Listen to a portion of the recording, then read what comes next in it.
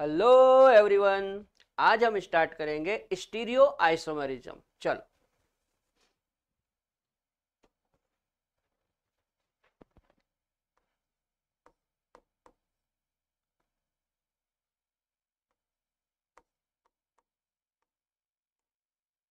Stereo isomerism, इसको हिंदी में बोलते हैं बेटा त्रिविम समावयवता। क्या बोलते हैं?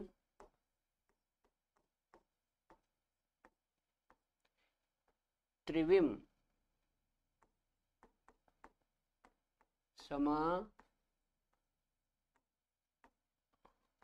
समावयवता, है ना।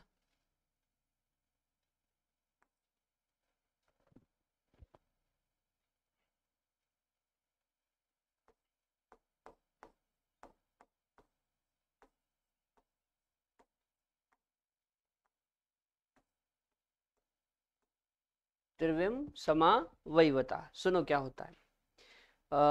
जो स्टीरियो आइसोमर्स होते हैं उनका अणु सूत्र भी समान होता है और संरचनात्मक सूत्र भी समान होता है, लेकिन परमाणुओं की व्यवस्था भिन्न होती है। तो हम बोल सकते हैं अणु सूत्र समान, संरचनात्मक सूत्र समान, किंतु परमाणुओं की व्यवस्था भिन्न होती है। ठीक है, मैं लिख देता हूं।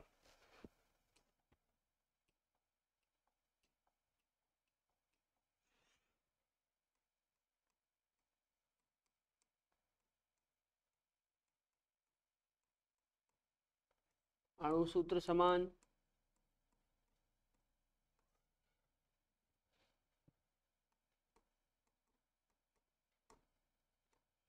संरचना संरच संरचना संरचना सूत्र भी समान, किंतु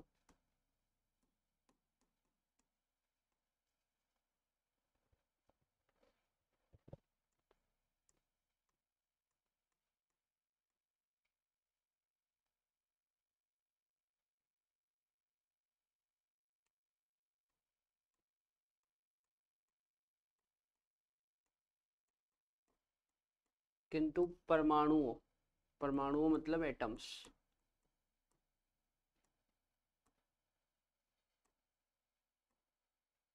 की व्यवस्था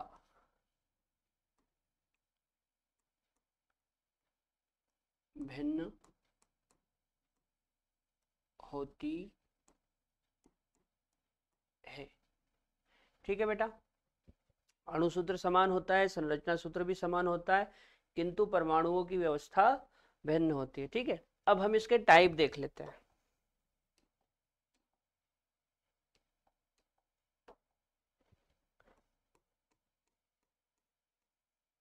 टाइप्स ऑफ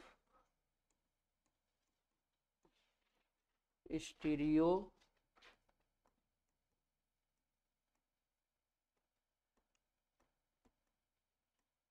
आइसोमेरिज्म, है ना। टाइप्स ऑफ स्टीरियो आइसोमेरिज्म, ऐसा करें थोड़ा सा छोटा कर लें इसको।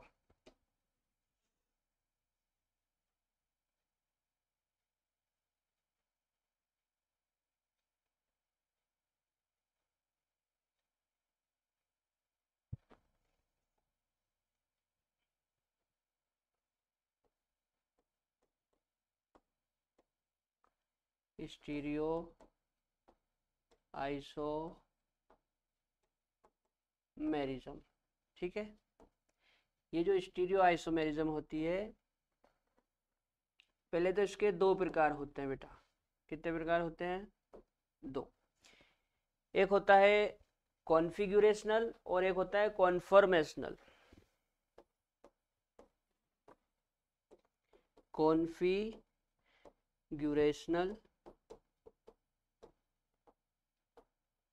कॉन्फ़िगरेशनल और दूसरा होता है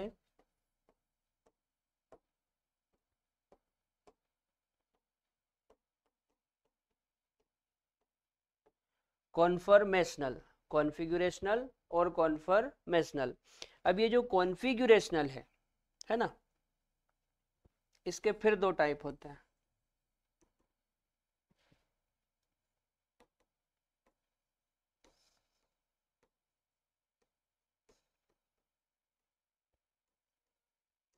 जियोमेट्रिकल और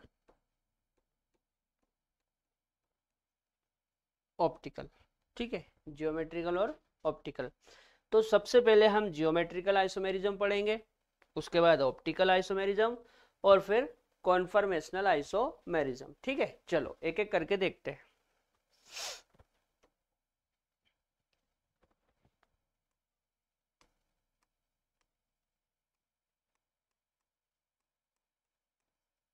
जियोमेट्रिकल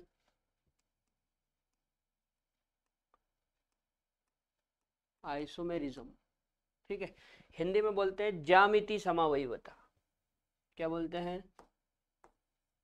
ज्यामिति,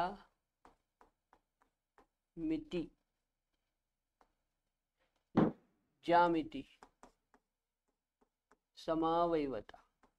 ठीक है बेटा, हिंदी में क्या बोलते हैं? ज्यामिति समावयवता। सुनो क्या होता है। एल्कीन, ऑक्सिम और एजो कंपाउंड, कौन कौन? एल्कीन, ऑक्सिम और एजो कंपाउंड, ये ज्यामिति समावयवता दर्शाते हैं, जिसका मुख्य कारण होता है द्विबंध के सापेक्ष प्रतिबंधात्मक घूर्णन। ठीक है, मैं लिख देता हूं।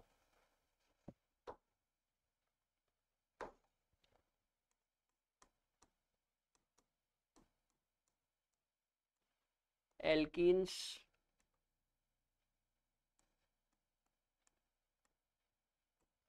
फिर कोमा लगा के, ऑक्सिम्स,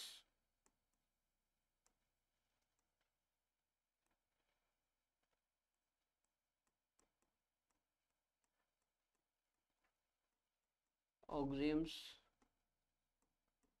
तथा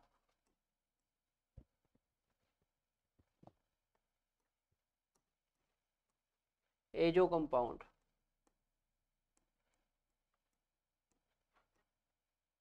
एजो कंपाउंड्स।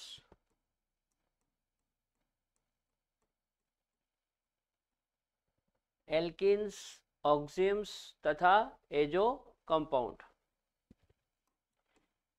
जियोमेट्रिकल आइसोमेरिज्म दर्शाते हैं, है ना, दर्शाते हैं।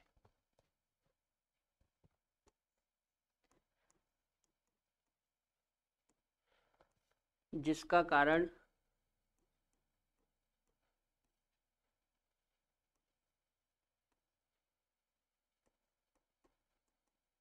द्विबंध मतलब डबल बॉन्ड,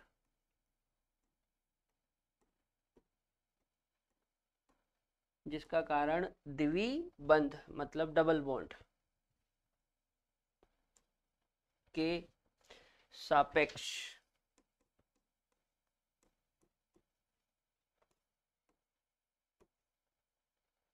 प्रतिबंधात्मक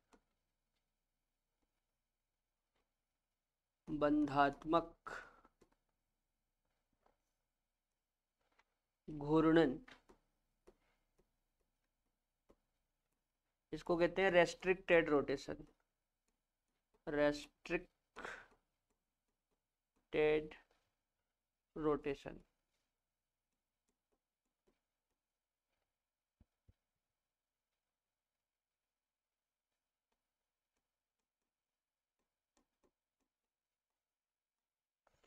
रोटेशन है, ठीक है। चलो एक बार पढ़ो तो क्या लिखा।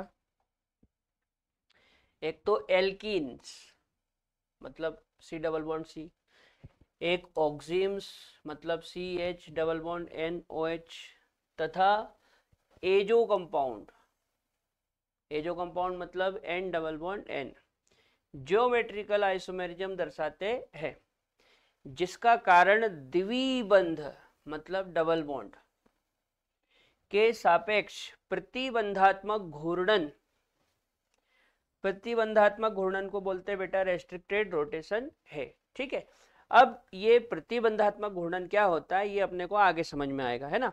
अपन एक एक करके समझते हैं। सबसे पहले एल्किन में ज्यामिति समावयवता हम देखेंगे, ठीक है ना। चलो,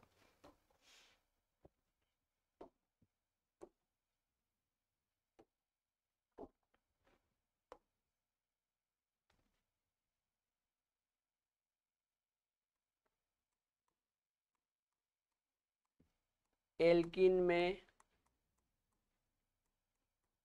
ज्योमेट्रिकल आइसोमेरिज्म, ठीक है। एल्किन में ज्योमेट्रिकल आइसोमेरिज्म कैसे होती है, देखो एक एग्जांपल से समझाता हूँ। जैसे मान लो CH3 CH double bond CH3, ठीक है, ये एक एल्कीन है। क्या है? एल्कीन। चलो, इसका आईयूपीएसी नाम लिखते हैं। तो 1 2 3 4, ठीक है, 1 2 3 4। इसमें देखो 4 कार्बन है, तो 4 कार्बन है इसलिए ब्यूट, और डबल बॉन्ड कहाँ पे है? 2 नंबर की पोजीशन पे, तो ब्यूट 2 इन। इसका नाम क्या है? ब्यूट 2 इन। आप चाहे तो इसको 2 ब्यूटीन भी बोल सकते हैं। क्या बोल सकते हैं? 2 ब्यूटीन, ठीक है। अब ये जो 2 ब्यूटीन है इसमें ज्योमेट्रिकल आइसोमेरिज्म होती है, ठीक है। कैसे होती है वो समझते हैं। सबसे पहले मैं इसको ओपन करता हूँ, है ना, देखो इस तरह से C डबल बॉन्ड C। अब इस पे एक तो एच जुड़ा, एक एच इधर जोड़ देते हैं, और एक CH3 जोड़ देते हैं, एक इस तरह से CH3 जोड़ देते हैं, ठीक है। अब देखना, ये जो डबल बॉन्ड कार्बन है ना बेटा, इसको sp2 कार्बन बोलते हैं। डबल बॉन्ड कार्बन को क्या बोलते हैं? sp2 कार्बन, ठीक है ना। डबल बॉन्ड कार्बन को क्या कहते हैं? sp2 carbon. अब इसमें क्या करते हैं, एक कार्बन को फिक्स करके दूसरे कार्बन को घुमा देते हैं।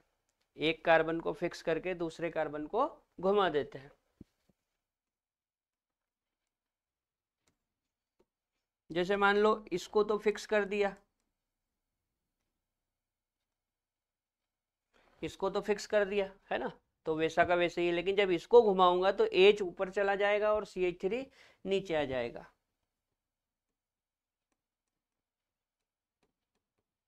ठीक है ना। तो हमने क्या करा, एक कार्बन को फिक्स करके दूसरे को घुमा दिया इस तरह से।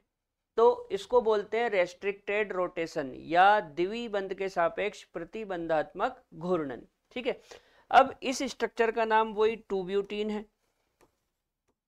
क्या नाम है? 2 ब्यूटीन। और ये जो स्ट्रक्चर है इसका नाम भी 2 ब्यूटीन है। क्या नाम है? 2 ब्यूटीन। लेकिन ये जो स्ट्रक्चर है ये सिस है, इसलिए इसको बोलेंगे सिस 2 ब्यूटीन। और ये जो स्ट्रक्चर है ये ट्रांस है, इसलिए इसको क्या बोलेंगे?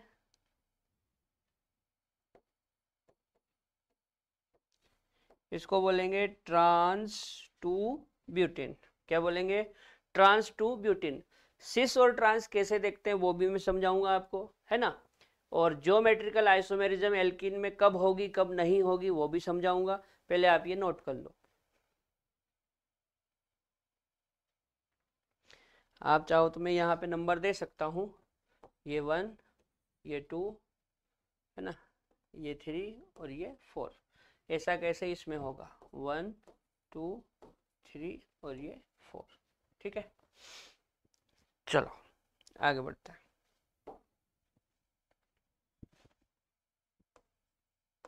शर्त। शर्त क्या है?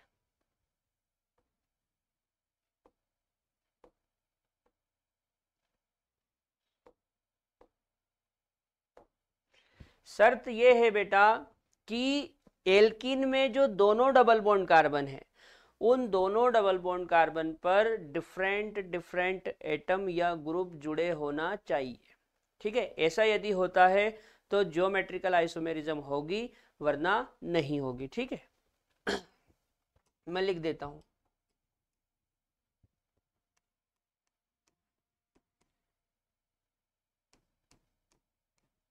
एल्कीन के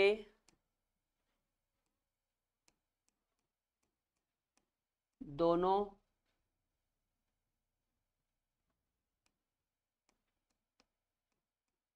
एल्कीन के दोनों डबल बॉन्ड कार्बन, एल्कीन के दोनों double bond carbon, double bond carbon को ही बेटा sp2 कार्बन बोलते हैं।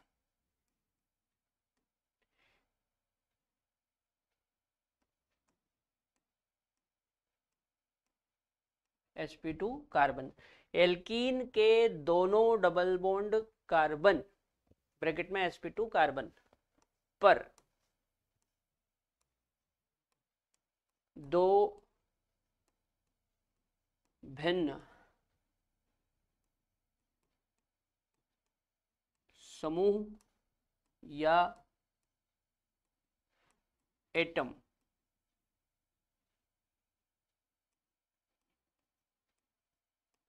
जुड़े होना चाहिए। ठीक है बेटा, ये कंडीशन है कि एल्कीन के दोनों डबल बॉन्ड कार्बन पर दो भिन्न समूह या एटम जुड़े होना चाहिए, तो उसमें ज्योमेट्रिकल आइसोमेरिज्म होगी। जुड़े होना चाहिए तो उसमें जियोमेट्रिकल आइसोमेरिज्म होगी, तो उसमें जियोमेट्रिकल आइसोमेरिज्म होगी,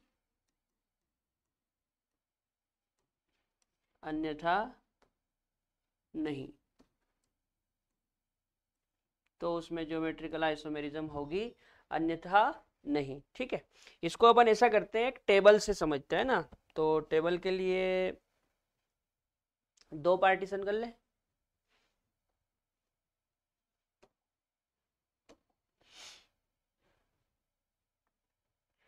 चलो, जैसे मान लो इसमें लिखा हमने एल्कीन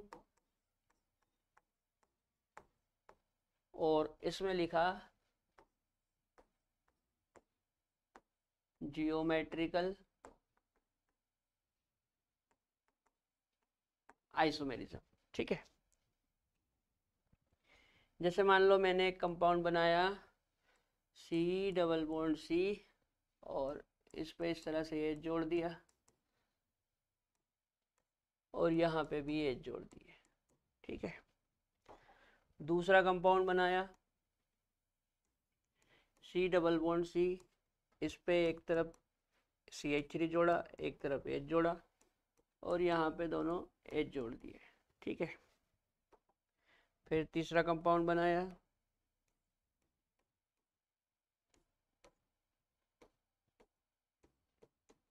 इस पे CH3, इस पे H, इस पे CH3, इस पे H। ठीक है बेटा, हमको क्या करना है, हमको डबल बॉन्ड के दोनों कार्बन पर देखना है कि दो डिफरेंट ग्रुप या एटम जुड़े हैं या नहीं। देखो इस sp2 कार्बन पर देखो ये दोनों हाइड्रोजन है तो ये सेम हो गए। कैसे हो गए? सेम। ठीक इसी प्रकार इन दोनों हाइड्रोजनों को देखो, ये भी दोनों सेम है। ठीक है ना, जबकि मेरे को क्या चाहिए, मेरे को डिफरेंट चाहिए, भिन्न भिन्न चाहिए, मतलब इसमें ज्योमेट्रिकल आइसोमेरिज्म नहीं होगी, इसमें ज्योमेट्रिकल आइसोमेरिज्म नहीं होगी। चलो इसको देखते हैं। इसमें ये डबल बॉन्ड कार्बन को हम sp2 कार्बन बोलेंगे। ठीक है, अब इस sp2 कार्बन पे देखो ये दोनों हाइड्रोजन सेम हो गए, जबकि इस sp2 कार्बन पे एक CH3 और एक H है, मतलब ये दोनों अलग अलग है, मतलब ये दोनों डिफरेंट है। तो इधर तो डिफरेंट है लेकिन इधर सेम हो गए। मैंने क्या लिखवाया, मैंने लिखवाया शर्त में कि दोनों डबल बॉन्ड कार्बन पर डिफरेंट होना चाहिए तो ज्योमेट्रिकल आइसोमेरिज्म होगी। अब इसमें एक में तो डिफरेंट है लेकिन एक में सेम हो गया, तो यहां पर भी ज्योमेट्रिकल आइसोमेरिज्म नहीं होगी।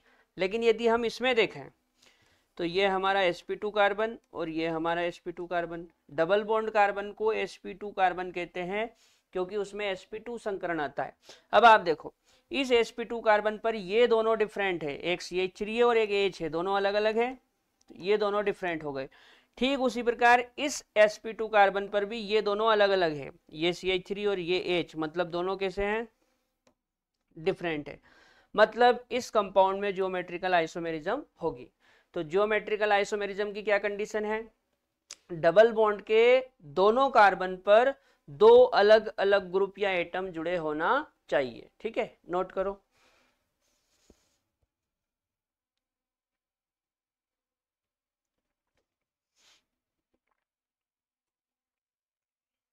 चलो कुछ और देखते हैं।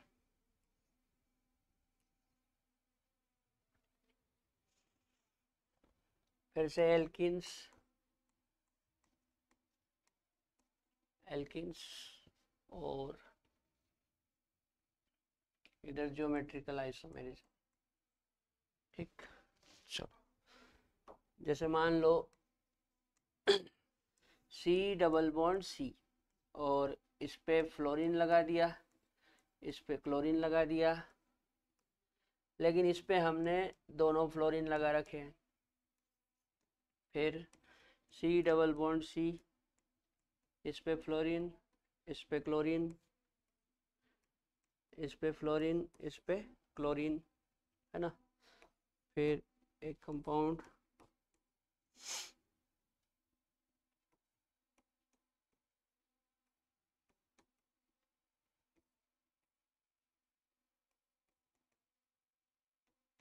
ये। ठीक है, चल एक एक करके समझते हैं। ये डबल बॉन्ड कार्बन को sp2 कार्बन कहेंगे। डबल बॉन्ड कार्बन को क्या कहेंगे? sp2 carbon. अब इसमें देखो, इस तरफ तो दो डिफरेंट है, मतलब दोनों अलग है, लेकिन इस तरफ दोनों सेम हो गए। तो यदि एक तरफ भी सेम हो जाता है तो वो ज्योमेट्रिकल आइसोमेरिज्म शो नहीं करेगा। अच्छा, इसमें देखो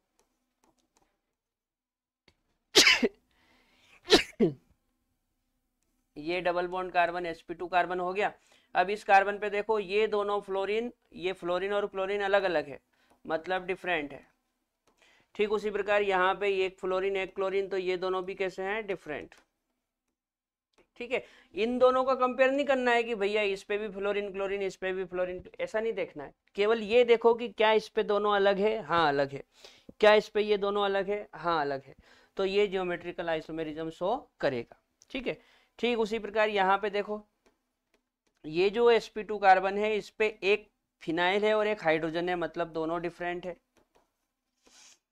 उसी प्रकार इस sp2 कार्बन पर एक CH3 है और एक H है, मतलब ये भी दोनों डिफरेंट है, मतलब इस कंपाउंड में भी ज्योमेट्रिकल आइसोमेरिज्म होगी। ठीक है बेटा, इस तरह से हम ज्योमेट्रिकल आइसोमेरिज्म को पहचान लेंगे। क्लियर? एक बार नोट कर लो।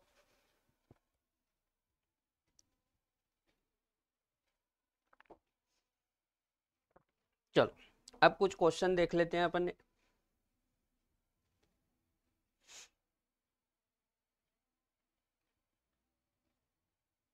चलो एक ये क्वेश्चन देखते हैं। क्वेश्चन है, कौन सा ज्यामिति समावयवता प्रदर्शित करता है ना। इसमें क्या करना पड़ेगा बेटा, IUPAC नाम लिखे हैं तो हमको क्या करना पड़ेगा, इनकी स्ट्रक्चर बनानी पड़ेगी। ठीक है ना, तो पहले तो अपन ऐसा करते हैं, इनकी स्ट्रक्चर बनाते हैं।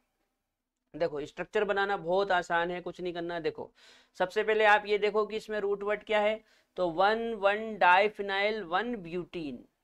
रूट वर्ड क्या है? ब्यूट। तो आप 4 कार्बन बना दो, 1 2 3 3 4 बना दिए 4 कार्बन। अब इनके बीच में सिंगल बॉन्ड लगा दो, लगा दिए सिंगल बॉन्ड। अब नंबर दे दो, अपनी मर्जी से कहीं से भी नंबर दे दो, कोई दिक्कत नहीं है। ठीक है, जैसे मान लो मैं यहां से नंबर दे देता हूं 1 2 3 4, दे दिए अपनी मर्जी से नंबर। अब वो जैसा बोले वैसा कर लो। वो बोल रहा है 1 डाइफिनाइल, मतलब 1 पोजीशन पे 2 फिनाइल है, तो आप 1 पोजीशन पे 2 फिनाइल लगा दो। एक फिनाइल ये हो गया, एक फिनाइल ये हो गया, हो गए 2 फिनाइल। उसके बाद बोल रहा है 1 ब्यूटीन, मतलब 1 पोजीशन पे ही एक डबल बॉन्ड है ना, 1 ब्यूट इन, तो 1 पोजीशन पे क्या है? डबल बॉन्ड है, तो 1 पोजीशन पे एक डबल बॉन्ड लगा दो, है ना। तो ऐसा करते हैं, इसको इसको हटा के और यहाँ पे डबल बॉन्ड कर देते हैं, बस ये हमारा काम हो गया। ठीक है, आगे का कुछ मत बनाओ, और बनाना है तो ये यहाँ पे बना लो। देखो इस कार्बन की वैलेंसी कितनी हो रही है? 1 2 3, एक कंपल्सरी, मतलब यहाँ पे एक हाइड्रोजन है, यहाँ पे क्या है, एक हाइड्रोजन है, तो यहाँ पे एक हाइड्रोजन बना देते हैं। बस ये हमारा काम हो गया। ठीक है, चलो अब इस वाले कंपाउंड को बनाते हैं।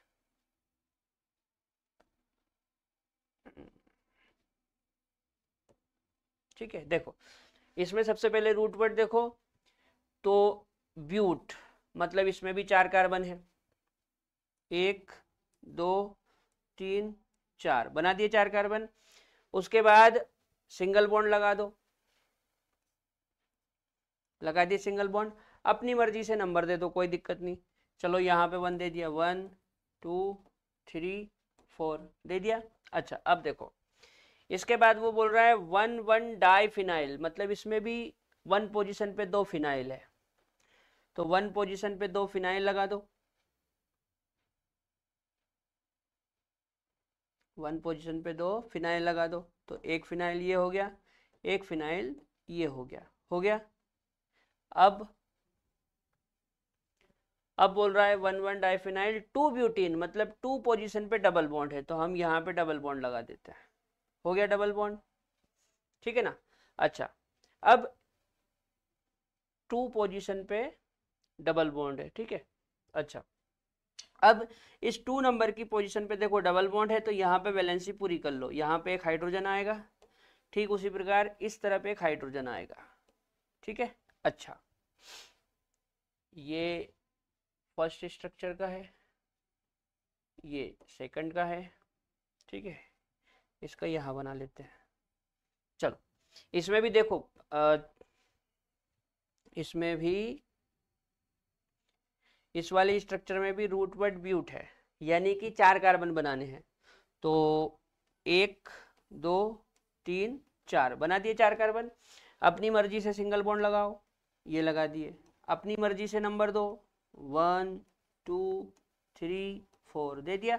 अब जैसा बोल रहा है वैसा करो। वो बोल रहा है 2 3 डाई मिथाइल, 2 3 डाई मिथाइल, मतलब एक मिथाइल 2 नंबर की पोजीशन पे है और एक मिथाइल 3 नंबर की पोजीशन पे है, तो ये हो गया 2 3 डाई मिथाइल। उसके बाद क्या बोल रहा है 2 ब्यूटीन, मतलब 2 नंबर की पोजीशन पे डबल बॉन्ड है, तो यहाँ पे डबल बॉन्ड कर दो। ठीक है, बस ये अपना काम हो गया। अब ये आखिरी वाली स्ट्रक्चर बनानी, थोड़ा छोटा कर ले इसको।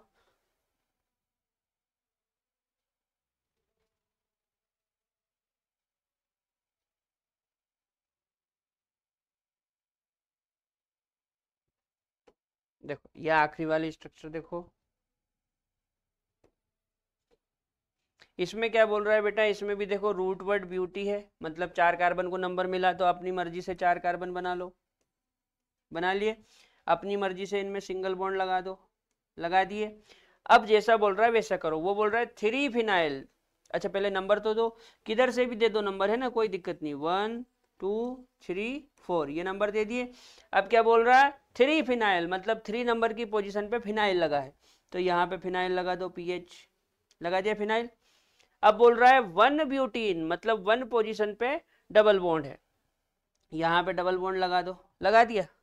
अच्छा ये थोड़ा सही नहीं लग रहा है, थोड़ा नीचे करते हैं,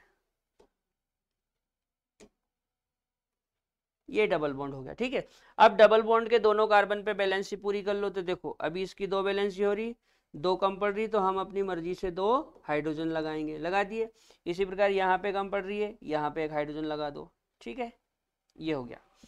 अब हमको क्या करना है, हमको ये देखना है कि कौन सा ज्योमेट्रिकल आइसोमेरिज्म शो करेगा। बहुत आसान है, ज़्यादा कंफ्यूज नहीं होना है। देखो समझाता हूँ आपको, कोई दूसरा कलर ले, ये वाला लेते हैं। देखो हाँ ध्यान से देखना, ये डबल बॉन्ड दिख रहा, इस डबल बॉन्ड के इस दोनों कार्बन, इस कार्बन पे देखो आप, ये दोनों सेम है। किसी भी एक तरफ देख लो, जरूरी नहीं पूरा देखना, एक तरफ से ही समझ में आ जाएगा। इस डबल बॉन्ड कार्बन पे दोनों सेम फिनाइल है, इसलिए ये शो नहीं करेगा, पहला वाला गलत हो गया। चलो दूसरा वाला देखो, डबल बॉन्ड कहाँ दिख रहा है, यहाँ पे, ये डबल बॉन्ड है। डबल बॉन्ड के दोनों तरफ देखो, देखो इस कार्बन पे देखो, एक तरफ एच जुड़ा और एक तरफ ये पूरी ब्रांच अलग है, उसी प्रकार इस कार्बन पे एक तो H जुड़ा और एक इधर C जुड़ा, मतलब ये डिफरेंट है, इसमें दोनों तरफ कैसा मामला है, डिफरेंट, तो ये शो करेगा। अच्छा इसमें देखो किधर भी एक तरफ देख लो, देखो जैसे ये है, यहाँ पे आप देख लो, तो यहाँ पे जब मैं इस कार्बन की वैलेंसी पूरी करूंगा, इस वाले कार्बन की जब वैलेंसी पूरी करूंगा तो यहाँ पे CH3 आएगा, तो इस डबल बॉन्ड कार्बन से नीचे भी CH3 जुड़ा और इधर भी CH3, तो ये तो सेम हो गया मामला, है ना, मतलब इसमें ज्योमेट्रिकल आइसोमेरिज्म नहीं होगी। अच्छा इसमें देखो ये डबल बॉन्ड कार्बन, ये देखो इस डबल बॉन्ड कार्बन पे दोनों हाइड्रोजन सेम हो गए, कैसे हो गए, सेम, तो इसमें भी ज्योमेट्रिकल आइसोमेरिज्म नहीं होगी। इस तरह से हमको बेटा पहचानना है ना, नोट कर लो। तो आंसर हमारा कौन सा हो जाएगा, B4 बॉम्बे, ये वाला।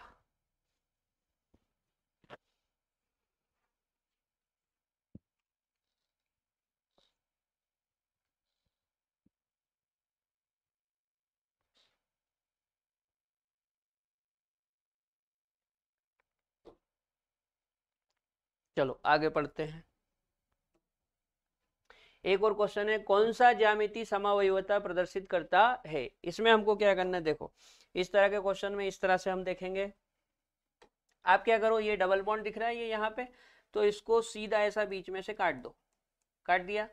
अच्छा अब इसमें आप यहाँ पे देखो, यहाँ पे ये दोनों हाइड्रोजन कैसे हैं, सेम है भाई, ये जो डबल बॉन्ड कार्बन है इस पे ये दोनों हाइड्रोजन सेम हो गए, तो ये तो शो नहीं करेगा, ठीक है। अच्छा यहाँ पे देखो, यहाँ से इसको काटो बीचों बीच से, इसके सामने से ऐसा काटा। अच्छा अब काटने में देखो इस तरफ तो दोनों डिफरेंट है, ये जो डबल बॉन्ड कार्बन है ना, देखो ये डबल बॉन्ड लगा हुआ है, ये क्या है, डबल बॉन्ड, और ये sp2 कार्बन है, ठीक है। तो इस sp2 कार्बन पे देखो एक हाइड्रोजन लगा और एक क्लोरीन लगा, तो ये तो दोनों डिफरेंट हो गए। लेकिन इस तरफ जब आप इसको काटोगे तो दोनों तरफ सेम चीजें आएगी, कैसी चीजें आएगी, सेम। भाई इसको बीच में से काटोगे तो देखो, बीच में से काटोगे तो बीच में से काटने में देखो एक दो, दो कार्बन इधर छूट गए, और एक दो, दो कार्बन इधर छूट गए, समझ में आ रही बात। बीच में से आपने काटा तो दो कार्बन इधर छूट गए और दो कार्बन इधर छूट गए, ठीक है, मतलब ये इधर भी सेम भाग है और इधर भी सेम भाग है, इसलिए ये शो नहीं करेगा। अच्छा इसमें देखो, इसमें यहाँ पे देख लो ये डबल बॉन्ड कार्बन है, और इसमें देखो ये दोनों हाइड्रोजन एक जैसे हैं, मतलब सेम हो गया, ठीक है, ये भी शो नहीं करेगा। अच्छा यहाँ पे देखो, इसको इस तरह से काटना है, जस्ट सामने से ऐसा काटा। अब काटने के बाद देखो ये sp2 कार्बन है, इस पे देखो एक हाइड्रोजन और एक क्लोरीन, ये डिफरेंट हो गए। अच्छा इस तरफ देखो, जब हमने काटा तो इस तरफ एक दो और एक ये तीन कार्बन है, जबकि इधर एक दो, केवल दो ही कार्बन है, ठीक है। जब मैंने ऐसा बीच में से काटा, उसके जस्ट सामने से काटना होता है ना, सामने से जस्ट, तो इधर देखो एक दो तीन, जबकि इधर दो, तो इधर दो कार्बन छूटे इधर तीन छूटे, मतलब डिफरेंट है, दोनों एक दूसरे से अलग अलग है, तो इधर भी डिफरेंट हो गया। और जब दोनों तरफ डिफरेंट होता है तो कंपाउंड जियोमेट्रिकल आइसोमेरिज्म शो करता है, मतलब इसमें जियोमेट्रिकल आइसोमेरिज्म होगी, ठीक है ना, नोट कर लो। चलो इसके बाद हम देखेंगे cis and trans system. Cis and trans system, cis and trans system, ये क्या होता है समझाता हूं। देखो सिस एंड ट्रांस सिस्टम क्या होता है,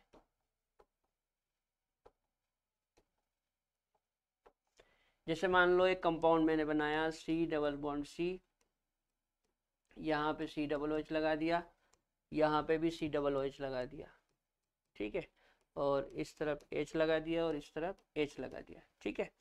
इसको बोलते हैं बेटा मैलिक एसिड, क्या बोलते हैं इसको, मैलिक एसिड, इसका नाम मैलिक एसिड है, ठीक है। अब क्या करते हैं,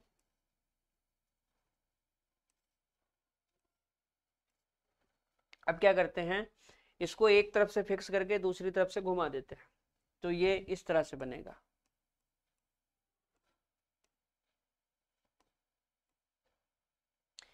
ये फिक्स है तो यहाँ तो सेम ही रहेगा, ठीक है। लेकिन जब इसको घुमाएंगे तो यहाँ पे एच ऊपर पहुंच जाएगा और COOH नीचे आ जाएगा, ठीक है ना।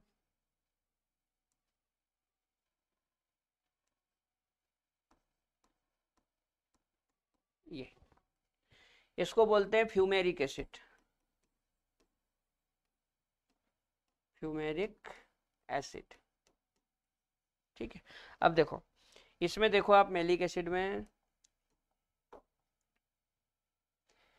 देखो दोनों COOH ऊपर की तरफ है और दोनों हाइड्रोजन नीचे की तरफ है, मतलब सेम ग्रुप सेम साइड। दोनों COOH ऊपर की तरफ मतलब सेम साइड हो गई, और दोनों हाइड्रोजन नीचे की तरफ मतलब इनकी भी सेम साइड हो गई। तो हम ऐसा बोलेंगे same group same side, same group same side, same group same side, then सिस।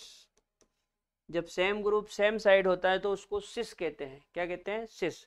अच्छा यहाँ पे देखो, यहाँ पे क्या है, यहाँ पे एक COOH ऊपर की तरफ है जबकि दूसरा COOH नीचे की तरफ है, मतलब साइड अपोजिट हो गई। तो मैं बोलूंगा same group opposite side, same group opposite side, then trans. तो ये कंसेप्ट होता है बेटा, सेम ग्रुप सेम साइड हो तो सिस बोलते हैं, और सेम ग्रुप अपोजिट साइड हो तो ट्रांस बोलते हैं। क्लियर? सिस और ट्रांस समझ में आ गया। सेम ग्रुप सेम साइड तो सिस, सेम ग्रुप अपोजिट साइड तो ट्रांस, ठीक है। और ये जो मैलिक एसिड है ना, ये सिस फॉर्म में है, और जब इसको हम रोटेट करेंगे तो ट्रांसफॉर्म बन जाएगा, मतलब फ्यूमेरिक एसिड बन जाएगा, है ना। मैलिक एसिड सिस फॉर्म होता है और फ्यूमेरिक एसिड ट्रांसफॉर्म होता है। क्लियर? अच्छा, मतलब मैलिक एसिड और फ्यूमेरिक एसिड भी जियोमेट्रिकल आइसोमेरिज्म शो करेंगे, ठीक। उसके बाद कुछ की पॉइंट है, ये की पॉइंट याद रखना। की पॉइंट क्या है? यदि हम स्टेबिलिटी की बात करें तो जो ट्रांस स्ट्रक्चर होती है उसकी स्टेबिलिटी ज्यादा होगी सिस से। दूसरा, यदि डायपोल मोमेंट की बात करें यानी कि द्विध्रुव आघूर्ण, तो द्विध्रुव आघूर्ण सिस स्ट्रक्चर का ज्यादा होता है, ठीक। इसी प्रकार बॉइलिंग पॉइंट की बात करें तो बॉइलिंग पॉइंट भी सिस स्ट्रक्चर का ज्यादा होता है, लेकिन मेल्टिंग पॉइंट ट्रांस स्ट्रक्चर का ज्यादा होता है ना, ये याद रखना, नोट कर लो।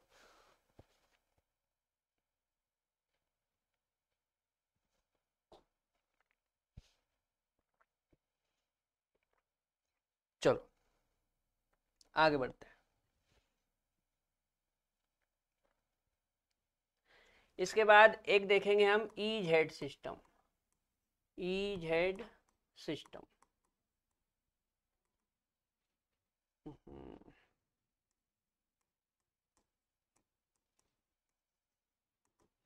EZ सिस्टम, EZ सिस्टम क्या होता है बेटा?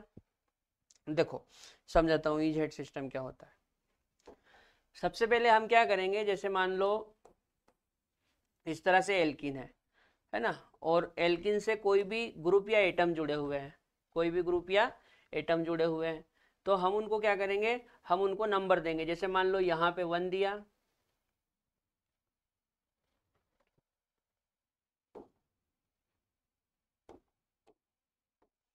जैसे मान लो यहाँ पे 1 दिया और यहाँ पे 2 दिया, ठीक उसी प्रकार यहाँ पे 1 दिया और यहाँ पे 2 दिया, ठीक है ना। अच्छा, फिर मान लो इसको हमने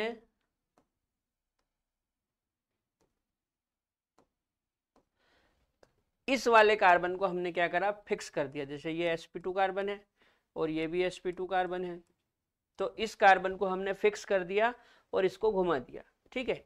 इसको फिक्स करके और इसको घुमा दिया। जब घुमाएंगे तो ये कुछ ऐसा बनेगा,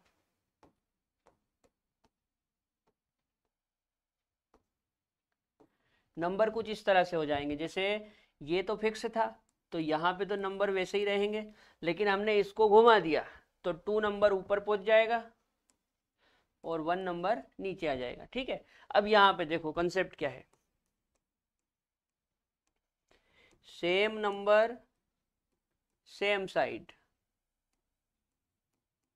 same number same side, same number same side, then Z, same number same side then Z. देखो दोनों एक ऊपर की तरफ है और दोनों दो नीचे की तरफ है, मतलब सेम नंबर सेम साइड है। जब सेम नंबर सेम साइड हो तो उसको बोलते हैं जेड। अच्छा यहाँ पे देखो, सेम नंबर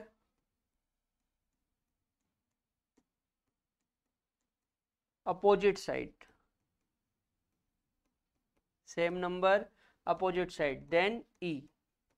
जब सेम नंबर अपोजिट साइड हो, जैसे देखो यहाँ पे एक ऊपर जा रहा है जबकि यहाँ पे एक नीचे जा रहा है, इस तरफ दो नीचे जा रहा है, उस तरफ दो ऊपर जा रहा है, तो जब सेम नंबर अपोजिट साइड हो, सेम नंबर अपोजिट साइड हो तो उसको क्या बोलते हैं, ई। ठीक है, तो same number same side then Z, same number opposite side then E. अब सर नंबर कैसे देंगे वो भी लिख देता हूं,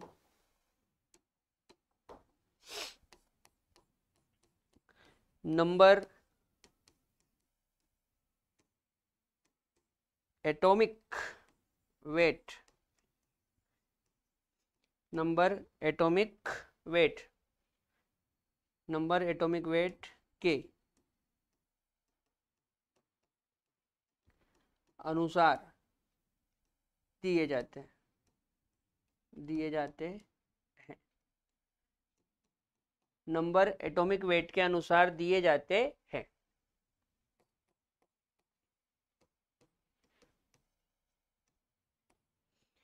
जिसका एटॉमिक वेट अधिक होगा, जिसका एटॉमिक वेट अधिक होगा उसे नंबर 1 देंगे, देंगे। ठीक है बेटा, नंबर एटॉमिक वेट के अनुसार दिए जाते हैं और जिसका एटॉमिक वेट अधिक होगा उसे नंबर 1 देंगे। ठीक है, चलो कुछ एग्जांपल से समझते हैं।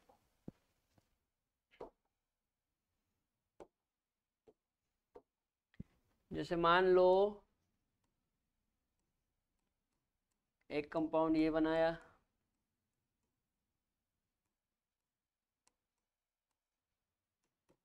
है ना, एक कंपाउंड ये बनाया,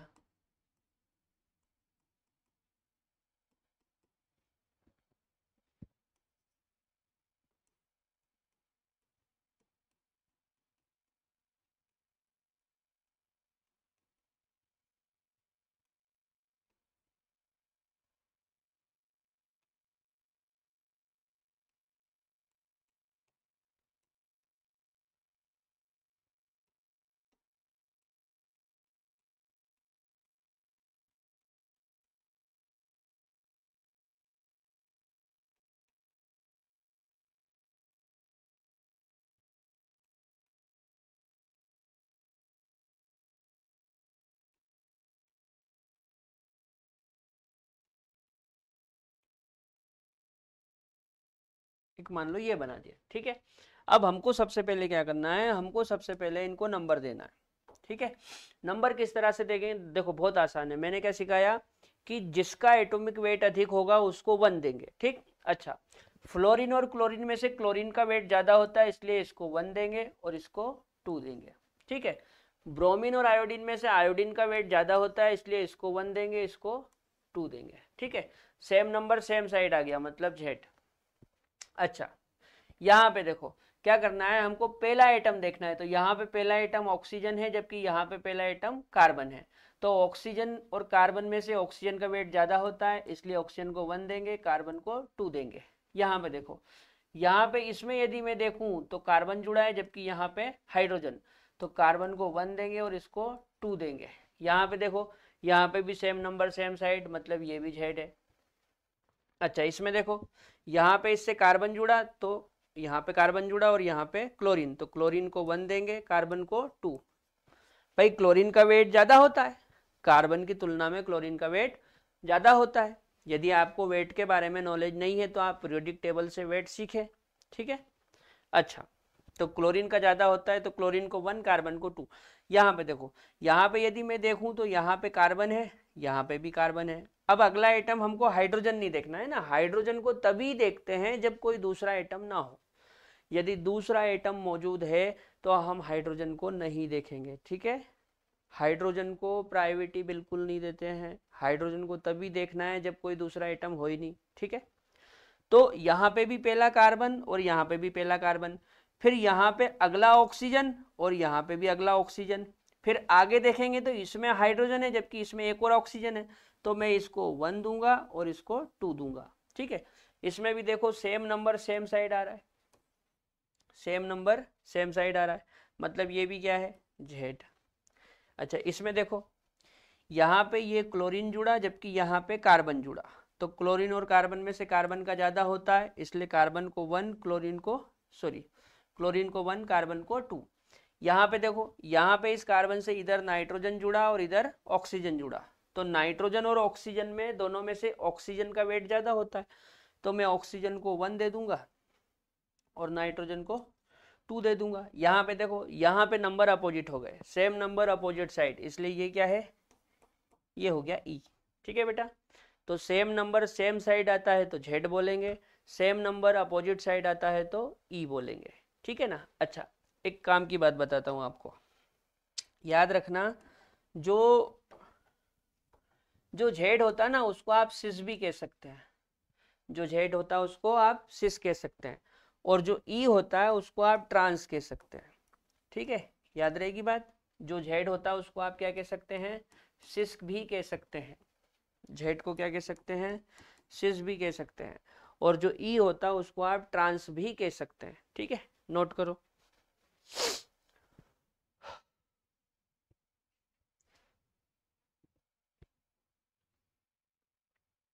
चलो, ये हो गया E Z system.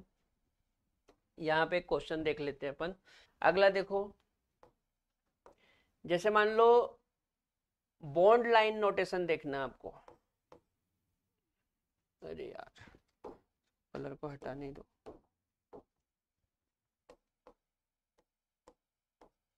Bond line, ठीक है। बॉन्ड लाइन में क्या होता है, देखो जैसे मान लो इस तरह से है ये, और यहाँ पे डबल बॉन्ड लगा, या फिर इस तरह से है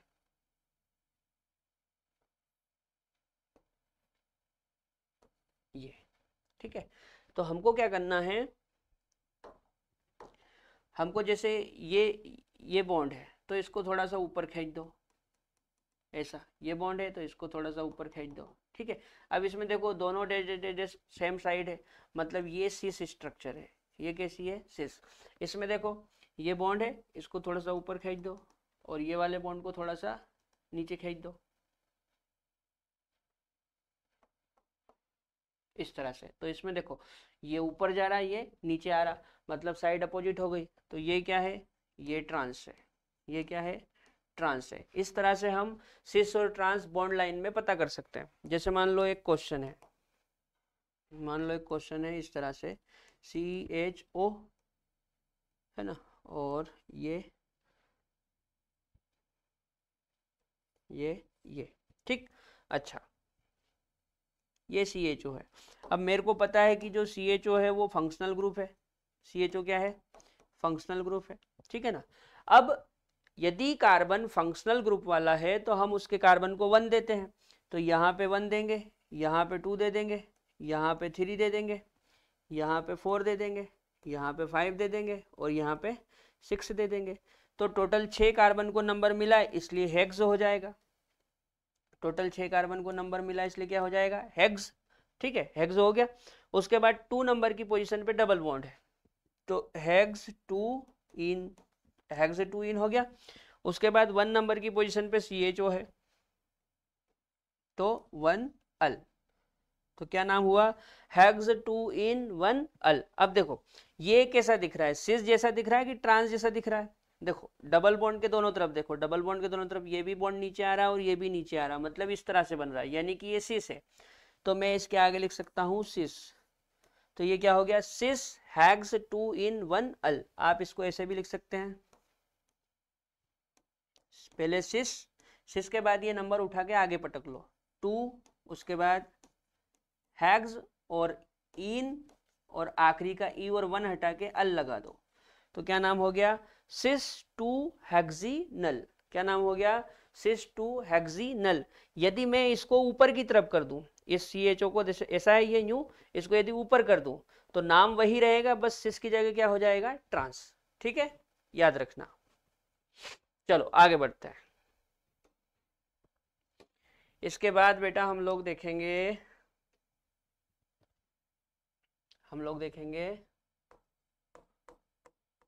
ऑक्सीम में ज्योमेट्रिकल आइसोमेरिज्म। ऑक्सीम में ज्योमेट्रिकल आइसोमेरिज्म। तो पहले तो ऑक्सीम बनाते कैसे वो समझ लो, है ना। जैसे मान लो कोई कीटोन है इस तरह से, कोई कीटोन है इस तरह से, या फिर कोई एल्डिहाइड है इस तरह से, है ना। ये एल्डिहाइड है CH3CHO, ये कौन है, ये एल्डिहाइड है, ये एल्डिहाइड है, ये कौन है, ये कीटोन है। ठीक है, इसकी अभिक्रिया NH2OH से करवाते हैं। किससे करवाते हैं, NH2OH से। ठीक है, यहाँ पे भी अभिक्रिया किससे होगी, NH2OH से। ठीक है, जब NH2OH से अभिक्रिया करवाते हैं, है ना, तो H2O बाहर निकलता है। कौन बाहर निकलता है, H2O। ठीक है, H2O बाहर निकलेगा। कैसे बाहर निकलेगा, देखो ये जो ऑक्सीजन है, ये और ये वाले हाइड्रोजन, ये बाहर निकलेंगे। ठीक है, इसी प्रकार यहाँ पे ये जो ऑक्सीजन है ये, और यहाँ पे ये जो वाले हाइड्रोजन है ये बाहर निकलेंगे। ठीक है, और ये कंपाउंड आपस में जुड़ जाएंगे। तो CH3 then C double bond N और यहाँ पे OH, ये आपका ऑक्सीम बन गया। क्या बन गया, ऑक्सीम। ठीक इसी प्रकार यहाँ पे CH3CH डबल बॉन्ड N, है ना, CH3CH डबल बॉन्ड N और N से क्या जुड़ा है, OH, ये भी ऑक्सीम हो गया। क्या हो गया, ऑक्सीम हो गया। ठीक है, अब ये तो समझ में आ गया कि ऑक्सीम बनेगा कैसे। ये कैसे पता चलेगा कि ऑक्सीम ज्योमेट्रिकल आइसोमेरिज्म शो करेगा कि नहीं करेगा, तो उसके लिए होती है बेटा शर्त। क्या होती है, शर्त।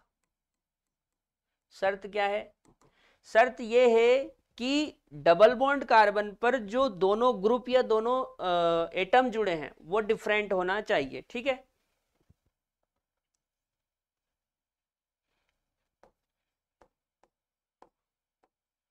डबल बॉन्ड कार्बन से जुड़े हुए दोनों एटम या ग्रुप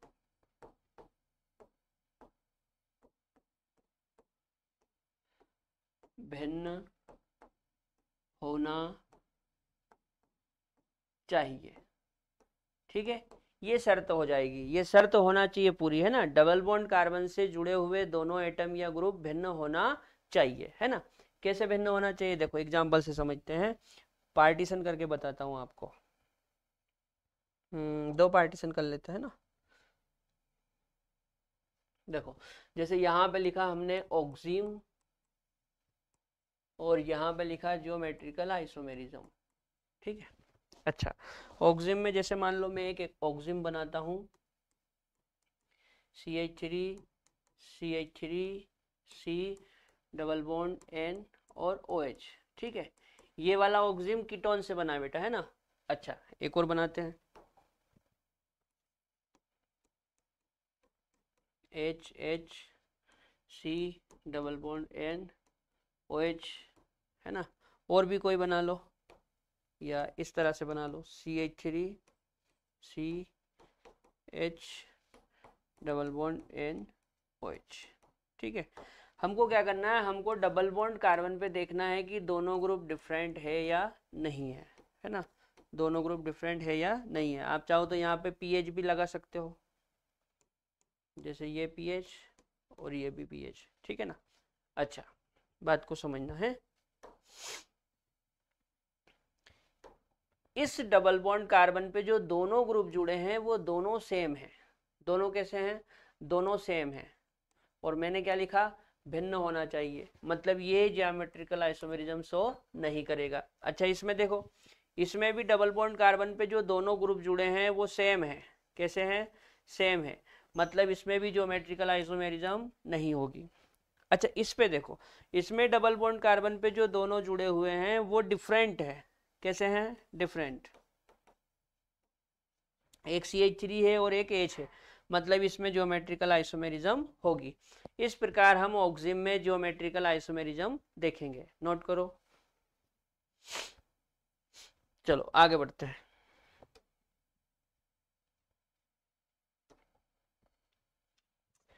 इसके बाद आप एक चीज याद रखना बेटा, सिन एंड एंटी,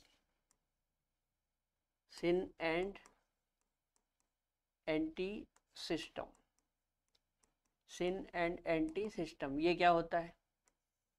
देखो, जैसे जैसे मान लो, जैसे मान लो ये हमारा ऑक्सिम है, ये क्या है, ऑक्सिम है। यहाँ पे H लगा दिया और यहाँ पे हमने मान लो कुछ भी लगा दिया, जैसे मान लो पीएच लगा दिया, ठीक है। अच्छा, अब आपको क्या करना है, ये OH और H देखना है, OH और H देखना है। यदि H और OH सेम साइड है, H और OH सेम साइड है, तो इसको बेटा सिन बोलते हैं। क्या बोलते हैं, सिन। अब आप क्या करो, इसको, इस कार्बन को फिक्स करके इसको घुमा दो, तो ये स्ट्रक्चर इस तरह से बनेगी। जो पीएच है वो इधर आ जाएगा, सॉरी, हमने कार्बन को तो फिक्स कर दिया है ना, कार्बन को तो फिक्स कर दिया है, घुमाया किसको है, नाइट्रोजन को। तो ये नाइट्रोजन का जो OH है वो इस तरफ आ जाएगा, ठीक है। अब आप देखो, OH और H दोनों अपोजिट साइड हो गए। जब H और OH अपोजिट साइड हो तो इसको बोलते हैं एंटी। क्या बोलते हैं, एंटी। याद रहेगी बात। H और OH सेम साइड होते हैं तो क्या बोलते हैं, सिन। और H और OH अपोजिट साइड होते हैं तो क्या बोलते हैं, एंटी। ठीक है ना, नोट करो। चलो अगला देखो, एजो कंपाउंड,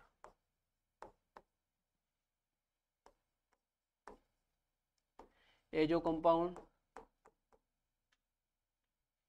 एजो कंपाउंड में जियोमेट्रिकल आइसोमेरिज्म, एजो कंपाउंड में जियोमेट्रिकल आइसोमेरिज्म। एजो कंपाउंड में कैसे देखेंगे, देखो, जैसे मान लो ये डबल बॉन्ड, ये एजो कंपाउंड, ठीक है।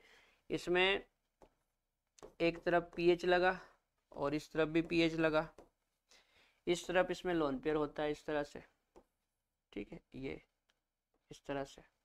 अब ऐसा करो, एक को फिक्स करके दूसरे को घुमा दो,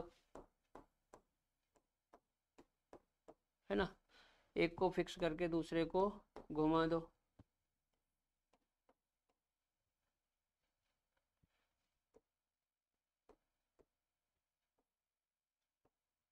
ये एक को फिक्स करके दोनों, एक को फिक्स करके दूसरे को घुमा दिया। तो इसमें देखो दोनों लोन पेयर एक तरफ है, ये लोन पेयर को देखते, दोनों लोन पेयर एक तरफ है तो इसको बोलते हैं सिन। अच्छा, दोनों लोन पेयर यदि अपोजिट साइड हो तो बोलते हैं एंटी। ठीक है बेटा, इस तरह से एजो कंपाउंड में ज्योमेट्रिकल आइसोमेरिज्म होगी, नोट करो।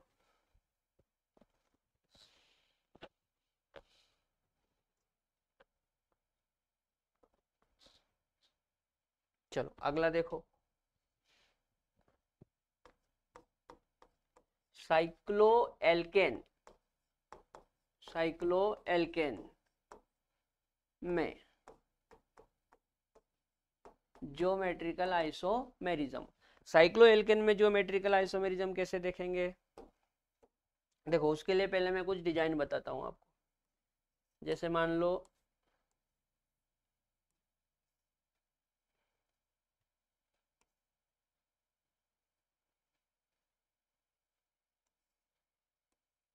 ये है, ठीक है। अच्छा,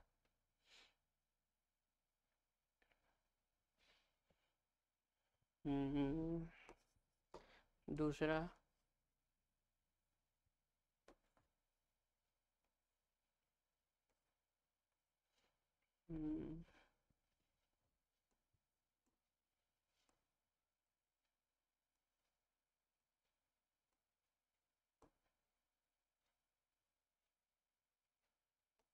मान लो ये है,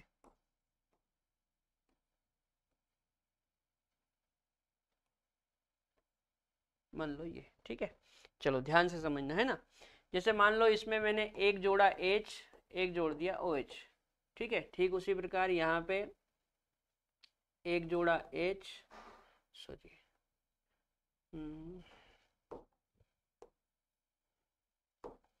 यहाँ पे जोड़ दिया OH और यहाँ पे जोड़ दिया H, ठीक है। मान लो इसमें कुछ और जोड़ दो, जैसे यहाँ पे क्लोरीन जोड़ दिया, यहाँ पे फ्लोरीन जोड़ दिया, यहाँ पे हाइड्रोजन जोड़ दिए, ठीक है। जैसे मान लो यहाँ पे CH3 जोड़ दिया, यहाँ पे H जोड़ दिया, यहाँ पे भी CH3 जोड़ दिया और यहाँ पे भी H जोड़ दिया। मान लो यहाँ पे दोनों मैंने हाइड्रोजन जोड़ दिए, है ना, और यहाँ पे CH3 और मान लो H हो गया, ठीक है। यहाँ पे भी ऐसा करें, सेम कर देते हैं।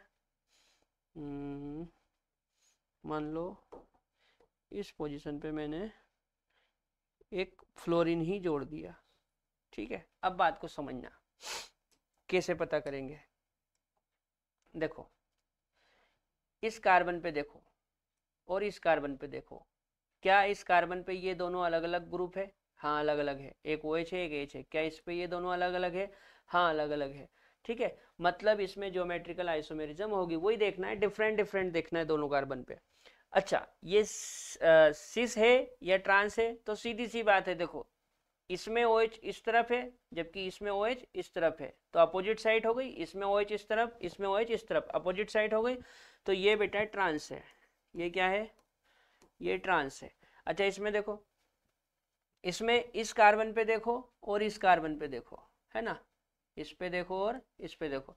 इस कार्बन पे देखो CH3 और H दोनों अलग अलग है, ठीक उसी प्रकार इस कार्बन पे CH3 और H दोनों अलग अलग है, मतलब इसमें ज्योमेट्रिकल आइसोमेरिज्म होगी। अच्छा, सिस ट्रांस कैसे पता करें? तो देखो ये दोनों CH3 ऊपर की तरफ है, दोनों CH3 ऊपर की तरफ है, मतलब डायरेक्शन सेम है। तो ये कैसा हो जाएगा? ये हो जाएगा सिस। कैसा हो जाएगा? सिस। अच्छा इसमें देखो, इस कार्बन पे तो दोनों अलग अलग है, लेकिन इस कार्बन पे ये दोनों सेम हो गए, दोनों फ्लोरीन फ्लोरीन हो गए ना, दोनों फ्लोरीन फ्लोरीन हो गए, ये सेम हो गए। तो यदि एक कार्बन पे भी सेम हो जाएगा तो उसमें ज्योमेट्रिकल आइसोमेरिज्म नहीं होगी। अच्छा यहाँ पे देखो, यहाँ पे भी सेम यही कंडीशन है। इन दो, इस कार्बन पे ये दोनों हाइड्रोजन सेम हो गए, इस कार्बन पे दोनों हाइड्रोजन कैसे हो गए? सेम। तो यदि एक तरफ भी सेम हो जाता है तो वो ज्योमेट्रिकल आइसोमेरिज्म शो नहीं करता। तो नीचे वाले दोनों शो नहीं करेंगे जबकि ऊपर वाले दोनों शो करेंगे, ठीक है। नोट करो। चलो अगला देखते हैं। अगला है, अगला है 1,3 ब्यूटा डाइईन 1,3-ब्यूटाडाइईन में ज्योमेट्रिकल आइसोमेरिज्म, 1,3-ब्यूटाडाइन में ज्योमेट्रिकल आइसोमेरिज्म।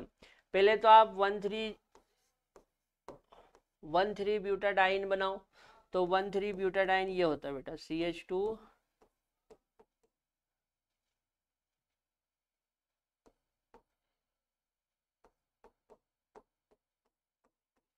ये है ना। नंबर 2 1 2 3 4 है ना, 4 कार्बन को नंबर मिला इसलिए ब्यूट। अच्छा डबल बॉन्ड देखो एक से ज्यादा है, जब डबल बॉन्ड एक से ज्यादा हो तो रूट वर्ड के पीछे ए लगाते हैं, तो ये हो गया ब्यूटा। क्या हो गया? ब्यूटा। इसके बाद एक डबल बॉन्ड 1 पे है और एक डबल बॉन्ड 3 पे है, तो ये हो गया ब्यूटा 1,3-डाइन। क्या हो गया? ब्यूटा 1,3-डाइईन। ठीक है। अच्छा अब इसमें देखो बेटा, इसमें रिजोनेंस है, डबल सिंगल डबल, या इधर से देख लो डबल सिंगल डबल, तो इसमें रिजोनेंस है। क्या है? रिजोनेंस। रिजोनेंस है, तो रिजोनेंस के हिसाब से यदि मैं इसमें रिजोनेंस करवाऊं तो रिजोनेंस ऐसे होगा। देखो डबल बॉन्ड में 2 इलेक्ट्रॉन होते हैं, इस तरह से डबल बॉन्ड में 2 इलेक्ट्रॉन होते हैं, तो आप क्या करो, एक डबल बॉन्ड को दूसरे डबल बॉन्ड की ओर चला दो। देखो पहले तो रिजोनेंस हो रहा है डबल सिंगल डबल, या इधर से देख लो डबल सिंगल डबल, तो आप क्या करो, एक डबल बॉन्ड को दूसरे डबल बॉन्ड की ओर चला दो इस तरह से। ठीक है ना, तो ये कुछ ऐसा बनेगा, ये कुछ ऐसा बनेगा CH2 CH double bond CH CH2। ठीक है, इस कार्बन के इलेक्ट्रॉन आगे चले गए तो इस पे आ जाएगा पॉजिटिव, और इस कार्बन के इलेक्ट्रॉन इसके ऊपर आ गए तो इस पे आ जाएगा नेगेटिव। ठीक है, अब आप इस स्ट्रक्चर को कुछ ऐसे बना सकते हैं।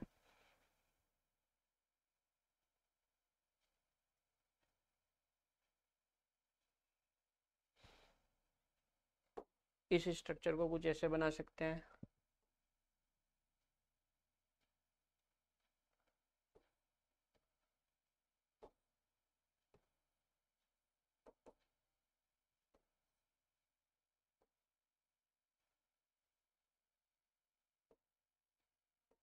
देखो पहले तो डबल बॉन्ड बना लो, बना लिया डबल बॉन्ड। अब दोनों एच इस तरह से जोड़ लो, जोड़ लिए। अब CH2 वाला भाग, ये CH2 पॉजिटिव और ये CH2 नेगेटिव। ठीक है, अब देखो ये जो हमारा डबल बॉन्ड कार्बन है,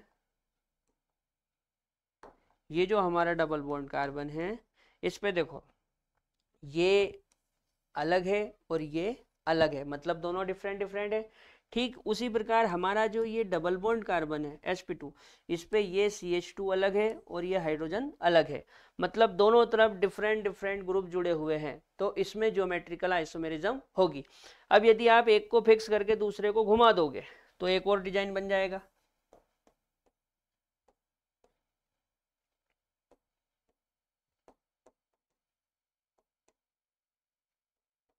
मान लो आपने इसको फिक्स करके इसको घुमा दिया तो ये कुछ ऐसा बनेगा। इसको घुमाएंगे तो CH2 कहाँ जाएगा? CH2 नीचे आ जाएगा और H कहाँ पहुँच जाएगा?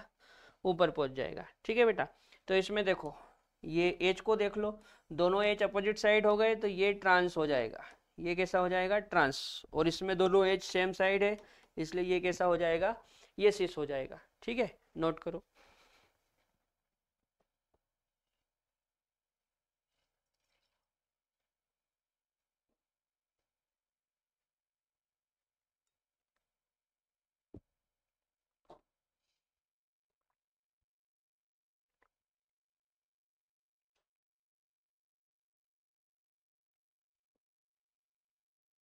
ठीक है बेटा, तो यहाँ पे हमारा ज्योमेट्रिकल आइसोमेरिज्म कंप्लीट हो गया। अब कल के लेक्चर में हम लोग पढ़ेंगे ऑप्टिकल आइसोमेरिज्म। तब तक के लिए जय राम जी की।